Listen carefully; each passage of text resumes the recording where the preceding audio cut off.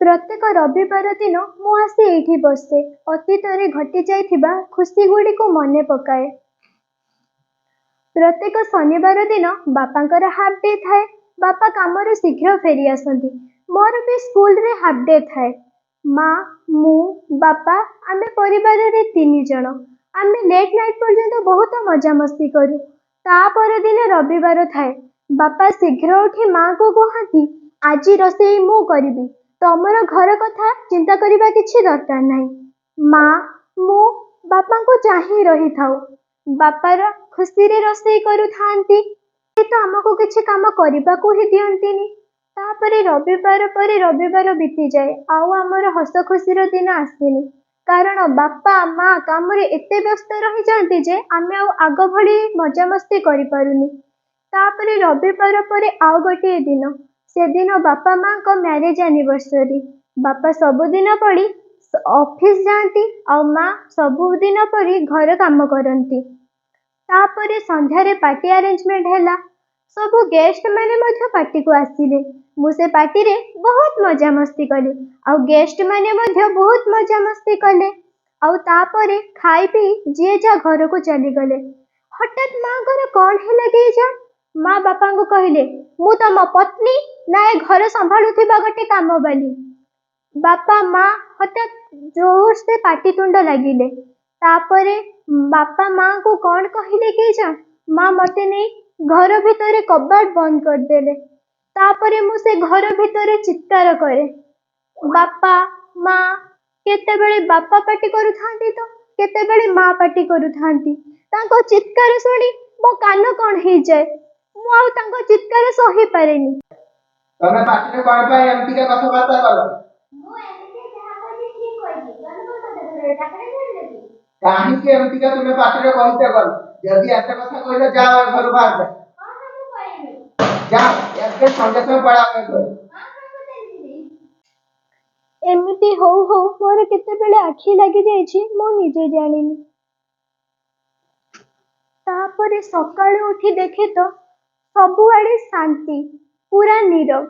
बापा को खोजे, बापा कुआड़े भी न थांती। माँ को पचारिले बापा कहांती, बापा कौन घरे नांती। माँ कहिले ना, हेले काहेकि। माँ कहिले काली संध्यारे जो आमर झगड़ा होइथिला सेथिरे तो बापा और मो गोटे फैसला नेइछु। तू तो मो पाखरे 5 दिन आउ तो बापा को पाखरे 2 दिन रहिबु। हेले एमिति काहेकि माँ।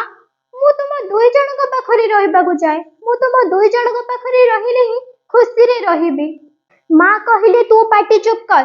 तू एबे छोट पिला, मु तो ठारू बयस रे बड़। तो पाई कोउटा ठीक कोउटा भूल मते जणा। ताहले बड़ हबर माने कोन एया। सान पिला मानो को खुशी छड़े नेबा, सेमानक ऊपर निजर अधिकार जाहिर करिबा। अरे एसबु भितरे म गोटे कथा भूली जाइछि। मो बापा माँ को मैरिज एनिवर्सरी दिन मु सेमानक पई गोटे गिफ्ट आनिथिली।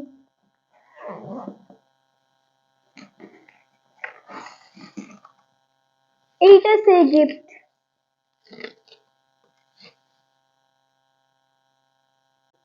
बापा माँ पाटी तुंड लगिले जे सेमानक मैं गिफ्ट दे पारिलिनी। दे पारि थांती बा केमिति। सेमाने पाटी तुंड करिबा आरंभ करिदेले। एमिति 3 वर्ष हैला मो बापा माँ को मध्य रे भाग होई रही चलीछि। माँ तुमे काहे के एमिति कल माँ, काहे के एमिति कल। बापा माँ मु जेबे तुमको एकाठी करिबी सेई दिन निश्चय मु एई फोटो गिफ्ट आपन को देबी।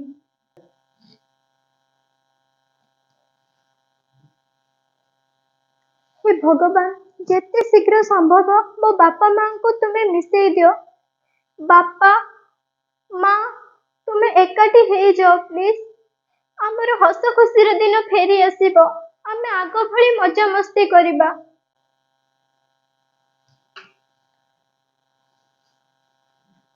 प्लीज आग भली एकाठी हे जाओ।